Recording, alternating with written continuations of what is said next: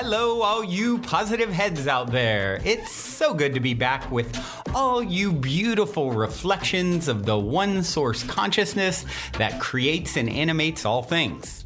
If you're new to this podcast, of course, we are super happy to have you here, and we just ask that you bring an open mind and heart to your listening experience and to be prepared to explore vantage points that I'm convinced will help shift or solidify your current understanding of the ultimate nature of reality. While listening, you'll be exposed to inspiring, empowering, and unifying perspectives that I'm highly confident will yield stellar results in your life if you opt to try them on for size. Also, at optimistic.tv, we have officially begun releasing the first few episodes of our new late-night style, consciousness-elevating video variety talk show, Optimistic, which features live visionary art, soul share interviews, retreat guests here at the Mystic Manor, as well as live musical performances. I'm also super excited to announce that we are currently making plans to release the rest of Season 1 on my personal favorite online streaming service. So stay tuned to optimistic.tv to follow the unfolding development of this exciting Optimistic expansion, as we'll be posting more info and release dates there soon. And in the meantime, be sure to check out, of course, the first few episodes at optimistic.tv as well.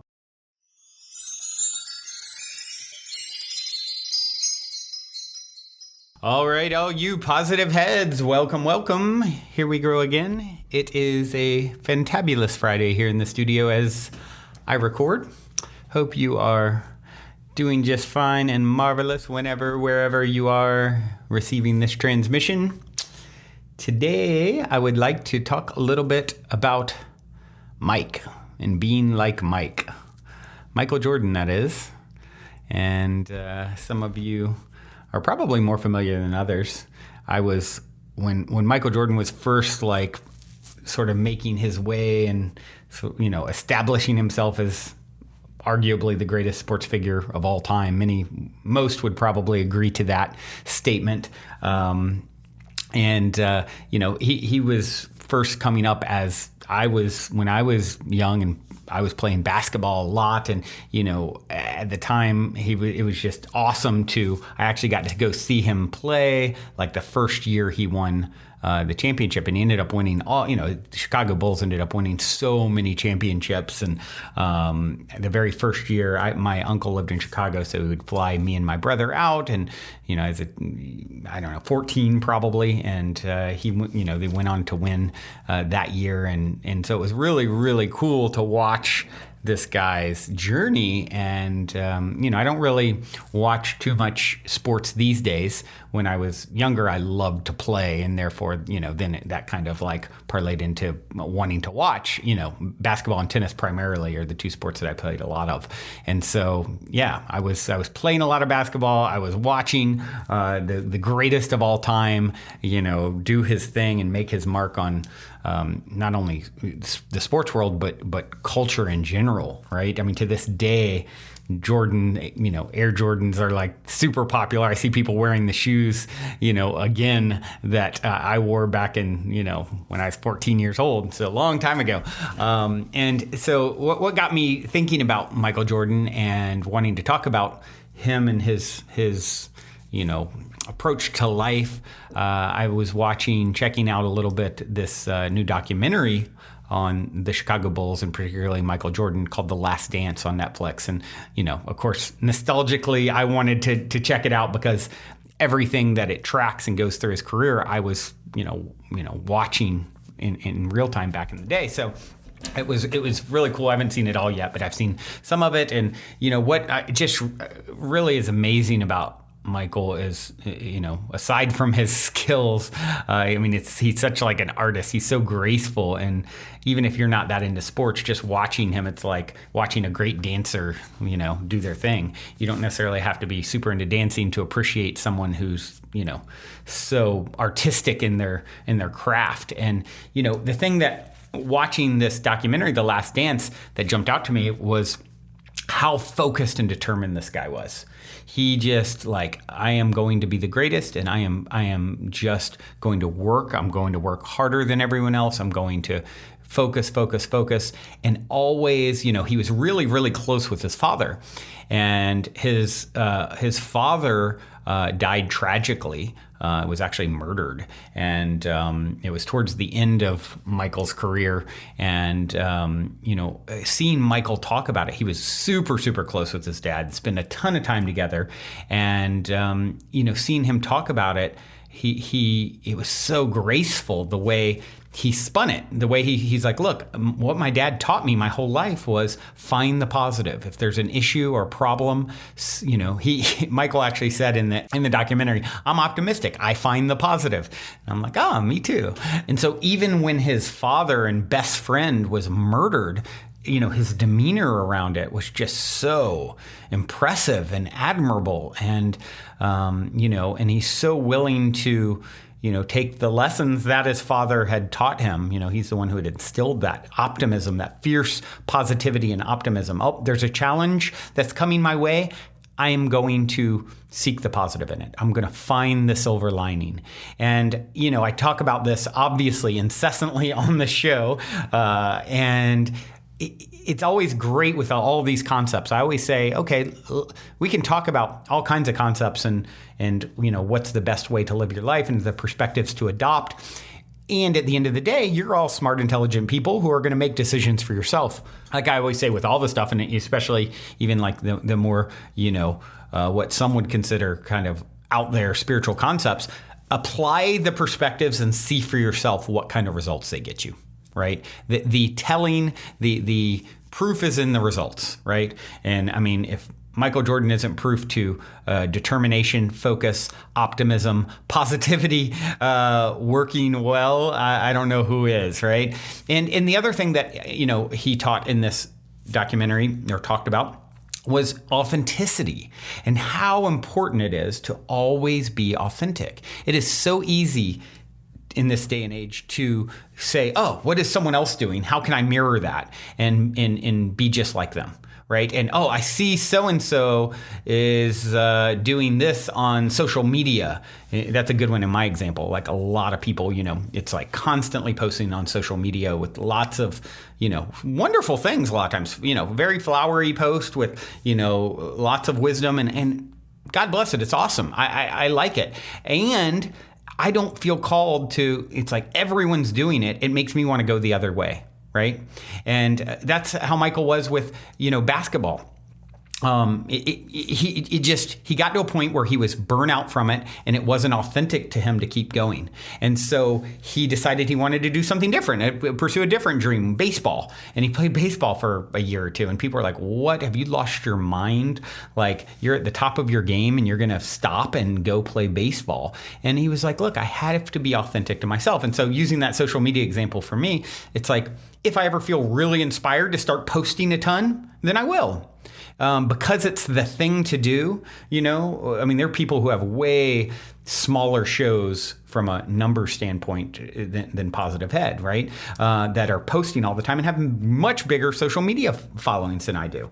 And that hasn't been authentic to me to want to do that all the time as my example. So in this case, Michael, he's like, okay, I'm on the top of my game and I don't want to play anymore. I'm going to go do baseball regardless of what everyone else is saying. And so I think that's a really important thing. What is true to you? Right. And sometimes, you're being told things that you got to do because it's the right thing to do. And you got to always tune in and listen to your heart. What is authentic? Don't, blaze a trail, go your own path. And I've always so naturally been that way. I mean, I had a PR company that I was looking to work with for the first time when, pertaining to, Optimistic is coming out and when Optimistic was coming out. And I'm like, okay, I need to really, focus a little bit more on some of this social stuff and PR stuff. If I don't want to do it, finding someone else that can, right? And so that sort of was my compromise on how I would approach it because, also you don't want to do something that's detrimental as well. So it's finding that balance, right? So, but I had a PR company that I was talking to about it and they were like, look, you don't have a very big social following, and we only work with people that are, XYZ as far as their following. And it's just like, so did it maybe from one perspective, someone could say, oh, Brandon, you could easily have that. You haven't focused on that. And now it's harming you in a way. Before we continue on with today's episode, I'd like to take a quick moment to tell you about our new sponsor, KiwiCo. With everything going on in the world, there are more kids than ever learning at home these days. And KiwiCo can basically deliver a science fair right to their door. KiwiCo has an incredible amount of highly creative, do-it-yourself projects for all age ranges. As a huge music fan since about 12 years old, I personally would have loved building the real working light-up speaker and headphones when I was just starting to jam out. As a parent now of a grown-up kid, I wish I had had something like KiwiCo when my son was small, because I remember how hard it can be to find creative and new things to keep him busy and challenged on his own or to tackle together.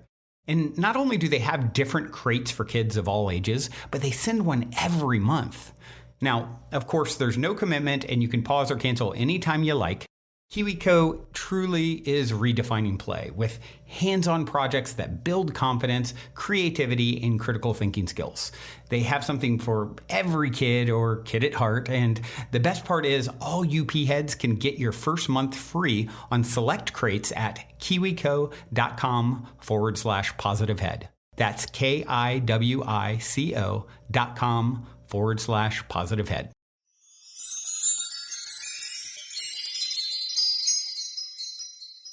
That's certainly one perspective. Or is it leading me down a different path, right? What is the silver lining? Why is this happening? Why is anything happening for me? So I've had another big challenge recently. You guys know with Optimistic, and those of you who don't know, if you go to optimistic.tv, it's the new late night style show that I've filmed here at the Mystic Manor over the last year. We started releasing the first few. We recorded 17 episodes and we released the first 4 right when COVID hit. And so we started releasing. The world was just going crazy. So we paused it because we also found out, I'll go ahead and let you guys know this now. I hinted at it before that we were going to be coming out. It looked like the rest of the episodes or the whole season on Amazon Prime. So that was a big development. That was really exciting. And so we said, okay, COVID's happening. Let's pause releasing. Let's plan to release on Amazon Prime. And so we started going down that path. And for months and months and months, Amazon was like, hey, it's a slow onboarding process because of COVID. We're behind. And then all of a sudden, out of nowhere, a week and a half ago, something like that, they said, oh, we've decided we're not going to release Optimistic on our platform. Now, at one point in my journey, I would have been really disappointed with that, right? I was excited. We released the first few episodes just independently on YouTube. And now we're going to be on a platform that is a little bit more, obviously YouTube has a lot of like vlog kind of stuff, whereas Amazon's more like shows like Optimistic is. So was very excited about that. And it was really interesting for me to see myself and my own growth, because when I got, they basically strung us on for months and months and months, halted our whole rollout that we were already doing, and just kind of put us in a position of wow. And even the way they dealt with it was not very graceful. I was not impressed. They wouldn't even give us a reason why. It's just like, nope, change our mind. So once we found out, okay, in the past, I'd have been really super disappointed about this, right? Now I really could see in my own growth, much like Michael Jordan, when all this hardship, I'm going to find the positive. I'm optimistic about this. Why is this happening for me? And so I started thinking on that. Okay, I'm right back where I started months and months ago. Hey, there's been some advances since then I started seeing the positive. Well, the good thing about self-releasing it and not being on a platform is I can promote things like the retreat on the end of it. Or, if I have a sponsor, which of course there's a lot of cost with producing a TV style show. And unlike this podcast, when I started it, it was just, hey, the cost is low. I wasn't really worried about monetization, but can't really do that with something as expensive as a late night style show, right? So, okay, here's one positive. Now, what will I promote? What will I continue to promote, on this? Well, retreats are kind of on hold because of COVID. What is my highest excitement? What would I do if I, with this situation? So I really, over the last few days, actually it was probably about 2 weeks ago where I got the news from Amazon. So over that time period, up until a few days ago, I was just putting it out there. I was meditating each day. What will I do? What will I do? I want to have something that I can, once again, is not compromising myself, being completely authentic to me, that I can sort of promote tied into the show to help obviously fund it, right? So that I can continue to create more episodes and, spread consciousness and awakening on the planet and all the things that go with it. So, and then just knowing it's going to come, and all of a sudden, in the form of a dream, I get an idea of what I want to do that is totally me. It's not the same old thing. It's something unique. It's, something, and I'll just give you guys a little teaser of what I'm going to, the next thing I'm going to work on.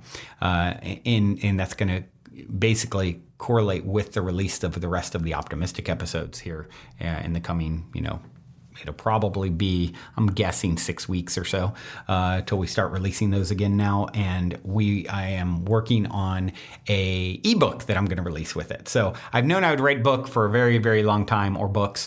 And I also was like, I'm not going to do it till I'm super inspired to do it.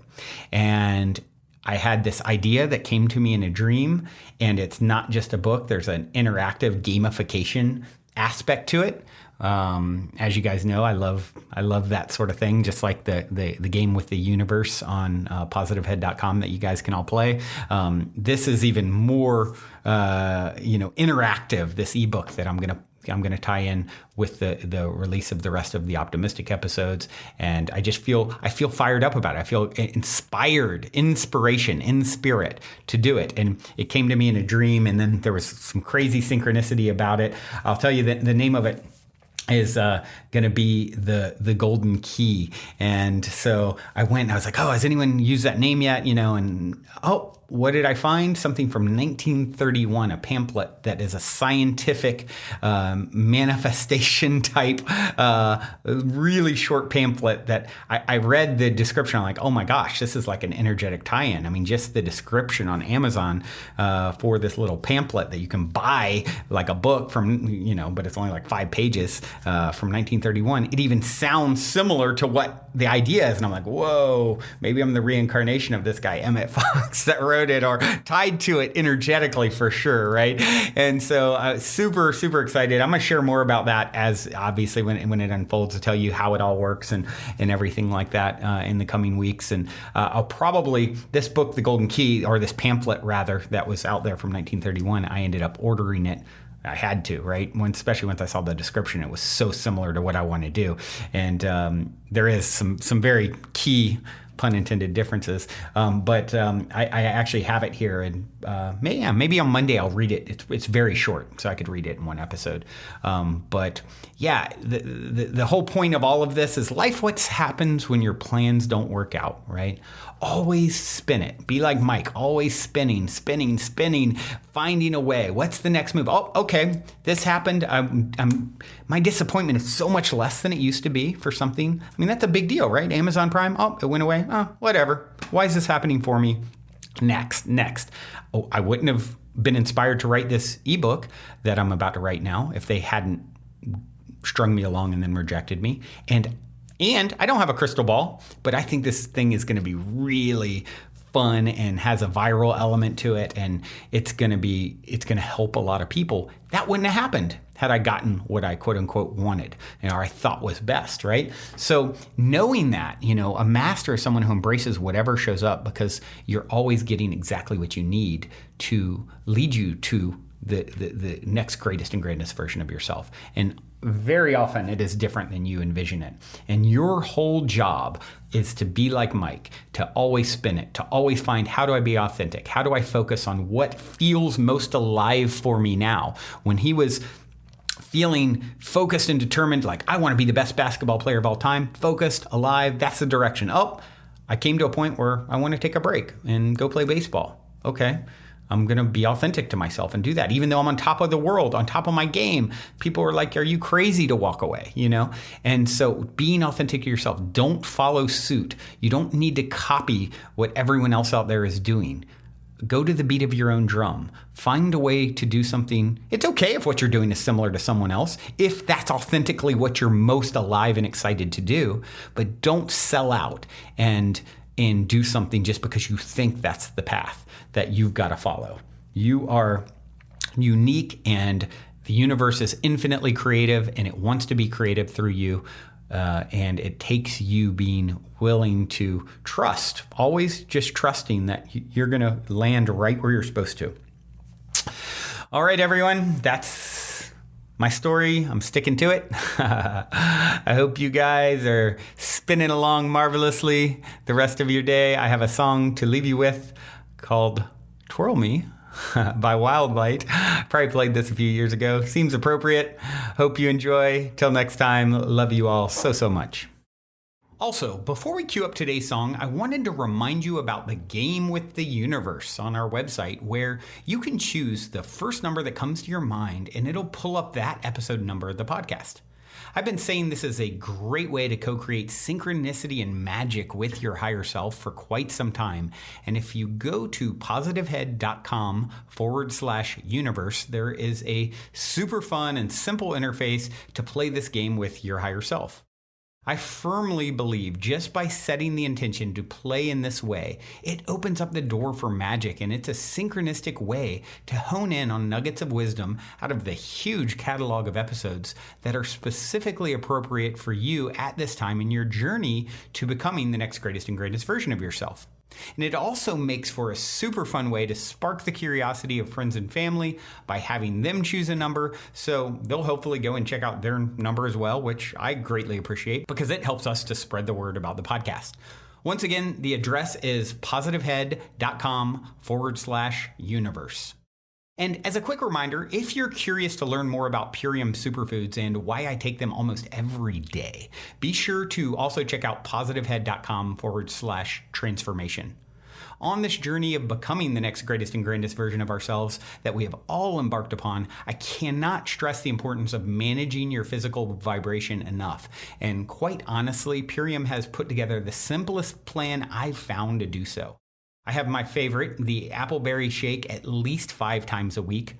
Once again, to learn more about the Purium transformation, go to positivehead.com/transformation. Or if you want to keep it simple and just try out my favorite, the appleberry shake, you can go straight over to ishoppurium.com and be sure to use code positivehead for 25% off.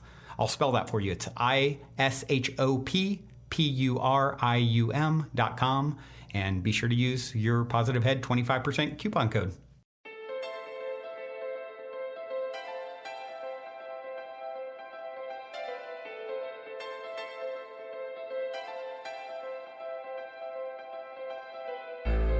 I saw a girl last night. She was standing in the light in a corner of the room. She was waiting for a hand.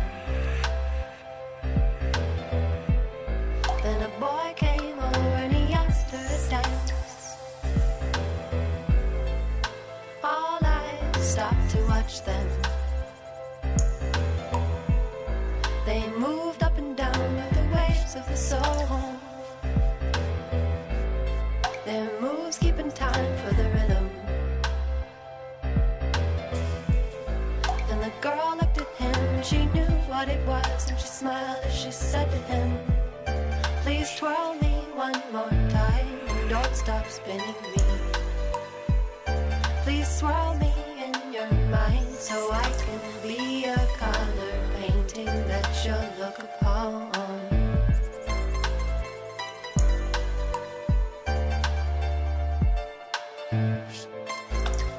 Spin, spin with me.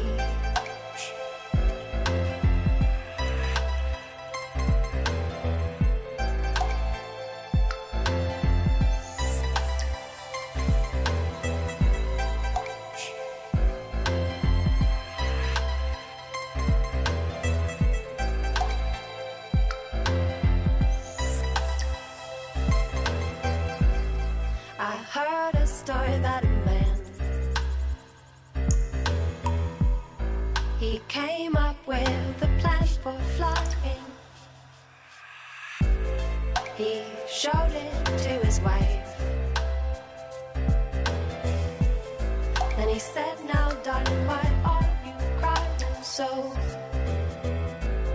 And she whispered in his ear, I have a fear you won't come back down to this ground. And he said, I'll always come back to you. Just help me this once to get higher up. And he kissed her and he said, please twirl me one more time and don't stop spinning me. Please swirl me in your mind so I can be a color painting that you'll look upon.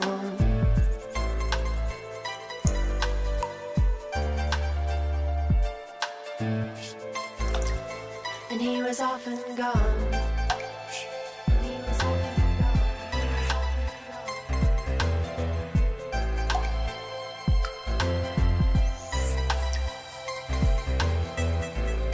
There once was a woman lying in bed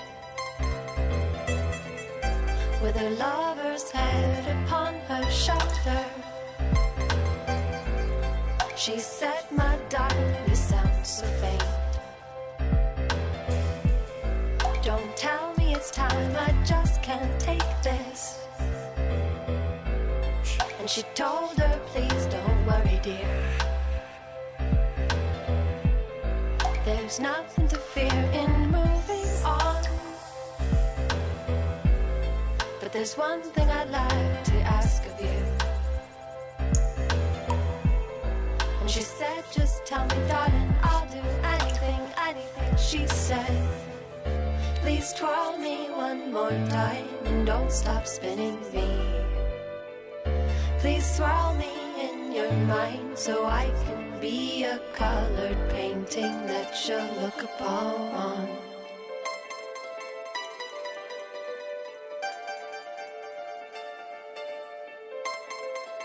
And she was off and away.